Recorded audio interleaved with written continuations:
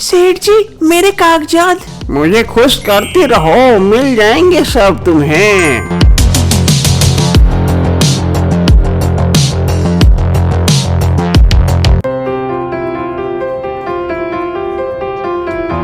ये है सेठ धनीराम जो सभी को उधारी में पैसे देते हैं और जब पैसे ना चुका पाए तो उनके खेत और घर अपने नाम कर लेते हैं। प्रणाम सेठ जी। ये है कालिया जिसकी खेत धनीराम ने अपने नाम कर लिया। अरे कालिया, तू फिर आ गया? तुझे मना किया था ना आने के लिए। सेठ जी क्या करूं, पैसों की बहुत ही तंगी हो गई है, थोड़ी सी पैसे दे दो, बहुत मदद हो जाएगी सेठ जी। अभी मैं तुझे कोई पैसा नहीं दे सकता, पहले पिछला वाला कर्जा चुका फिर तू पैसे लेने आना, अभी कोई पैसा नहीं मिलेगा, चल जा यहाँ से। लेकिन सेठ जी उस पैसे के बदले में आपको जमीन के कागजात तो दिए थे ना सेठ जी, उसमें से कुछ पैसे अभी दे दो। तेरा जमीन का दाम उतना नहीं है जितना तू कर्ज लेके बैठा हुआ है, ठीक है ना? अब तुझे कोई पैसा नहीं मिलेगा, अब दूसरा जमीन देगा तभी मिल सकता है, चल जा यहाँ से। कलिया मायूस होकर वहाँ से चला जाता है। थोड़ी देर बाद हरिया वहाँ आता है। प्रणाम सेठ जी। अरे हरिया, आओ आओ आओ, आ जाओ यहाँ बैठो। नहीं सेठ जी ठीक हूँ, वो कुछ पैसों की जरूरत थी। हाँ हाँ मुझे पता है। सूरज, इसे वो पैसे रखे हैं ना, उसे दे दो हरिया को। लेकिन सेठ जी ये तो पिछला कर्जा अभी तक चुकाया नहीं और फिर से आप कर्ज दे रहे हैं। अरे तुम्हें जैसा कहा जाए ना वैसा ही करो, तुम दे दो पैसा, मैं देख लूंगा। हरिया बहुत अच्छा इंसान है, वो पैसा दे देगा। सेठ जी के कहने पर सूरज हरिया को पैसे दे देता है और वो चला जाता है। लेकिन आखिर सेठ जी हरिया पे इतने मेहरबान क्यों हैं? इसके पीछे के कारण है हरिया की खूबसूरत बीबी मीना, जो देखने में बेहद ही खूबसूरत है। हाँ जी, आपसे एक बात कहूँ, आप जो ऐसे बैठे रहते हैं, कुछ काम धाम नहीं करते हैं और सेठ जी से पैसे लेकर आते हैं, तो आप उसका कर्ज कैसे चुकाएंगे? अरे मीना, तुम भी ना, ये सब बारे में तुम चिंता मत करो, तुम ज्यादा मत सोचा करो, बस खाओ पियो और ऐश करो, पैसों की चिंता मुझ पर छोड़ दो। लेकिन जी तब भी तो ऐसे कर्ज ले लेकर कितने दिनों तक चलेगा बोलिए? मैंने बोला ना तुम मत सोचो, जाओ मेरे लिए खाना बनाओ, अच्छा सा खाना बना के लेके आओ, जाओ। हरिया अपनी पत्नी को डांट कर वहाँ से भगा देता है।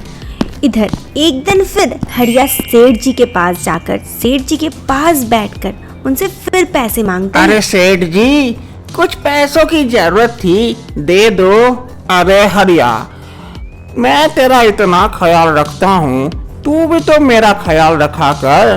तू कब से बोल के रखा है कि बीबी से मेरी मुलाकात करवाएगा, लेकिन अभी तक नहीं करवाया, क्या बात है? और पैसे लिए जाता है।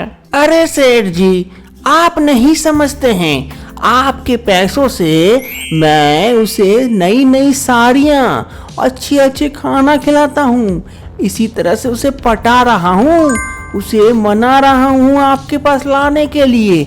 अगर एक बेग सारी बातें बता दूंगा तो वो नहीं मानेगी, तब कैसे होगा? वाह वाह हरिया, अच्छा चाल है, तू लेके जा पैसे, उसे अच्छी अच्छी साड़ियाँ देना और अच्छे अच्छे खाना खिला के तैयार करना। अभी देता हूँ तुझे पैसे। सूरज, ए सूरज, वहाँ रखा एक पोटली लेके आना। आया सेठ जी। सूरज पैसे लेकर सेठ जी के पास पहुंचता है। ये लीजिए सेठ जी पोटली। हाँ ये पोटली हरिया को दे दो। ये लो हरिया पोटली। बहुत बहुत धन्यवाद सेठ जी आपका, चलता हूँ, फिर आऊंगा। ठीक है, और मेरी बातों का थोड़ा सा ध्यान रखना और जल्दी करना।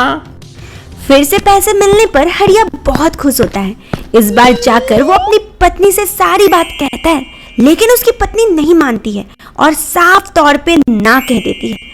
हरिया तब डर जाता है और फिर वापस से सेठ जी के पास पहुंचता है। प्रणाम सेठ जी। अरे हरिया, आओ आओ आओ हरिया, क्या समाचार लाए हो? अरे सेठ जी सब गड़बड़ हो गया, आपके कहे अनुसार मैंने मीना को सारी बातें बताई, लेकिन वो मानने को तैयार ही नहीं है। अब क्या करूं आप ही बताओ। ये क्या बोल रहा है हरिया? तू इतने पैसे लेके आज ऐसा करेगा? मुझे नहीं पता। तू जैसे भी हो करके उसे राजी कर, वरना अच्छा नहीं होगा। लेकिन सेठ जी वो तो मानने को तैयार ही नहीं है, क्या करूं? अब मैं कैसे करूं?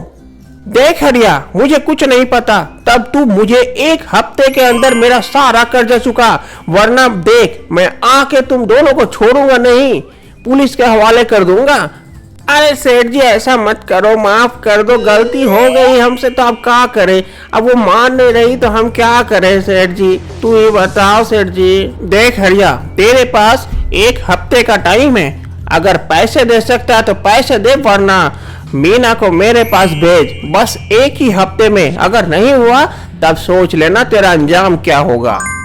सेठ जी का गुस्सा देख हरिया बहुत डर जाता है। इधर सेठ भी हरिया की बात सुन के बहुत गुस्सा आता है। हरिया वापस अपने घर जाता है जहाँ पर उसकी पत्नी बैठे होती है। वो जाकर अपनी पत्नी से कहता है, अरे मीना, एक गड़बड़ हो गई है, बहुत बड़ी मुश्किल हो गई है।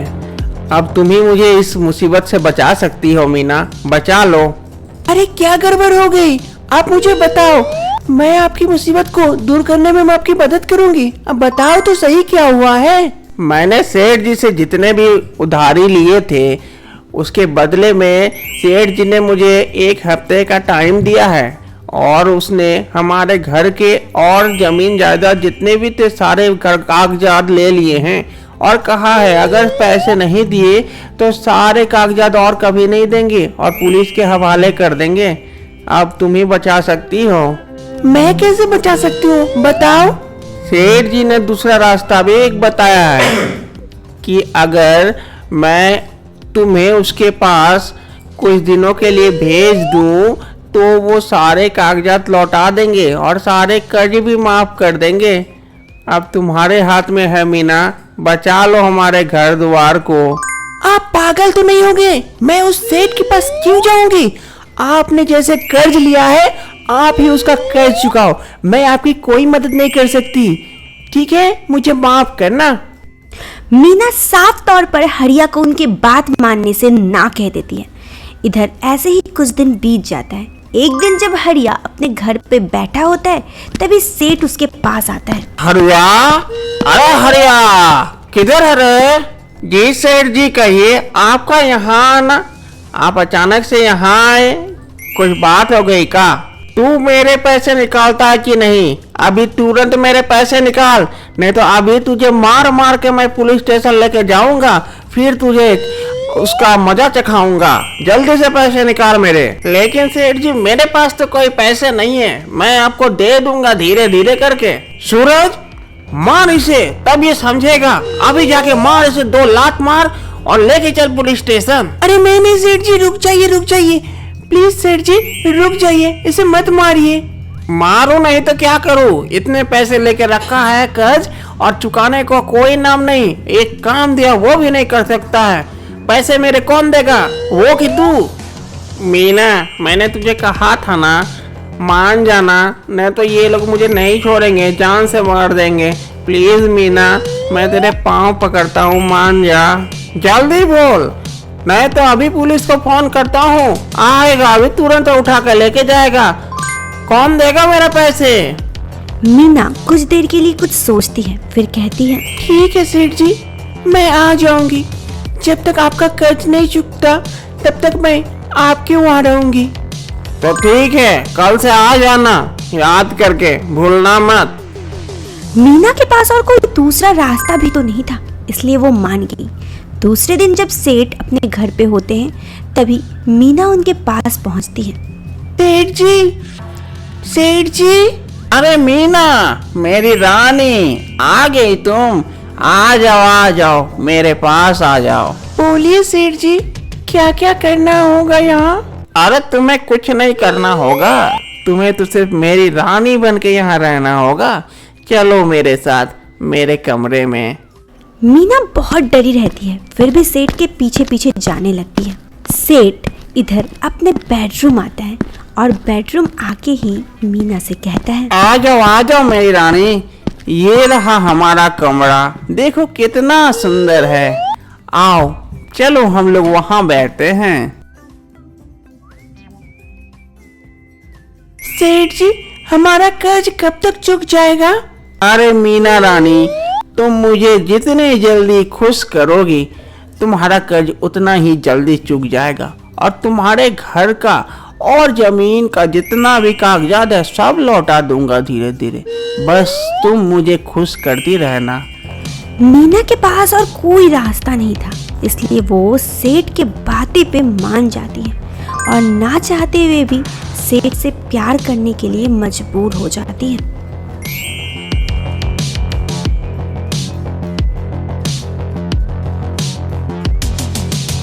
इसी तरह रात बीत जाता है। दूसरी सुबह मीना उठती है, उसे बहुत बुरा लगता है। सेठ जी, सेठ जी।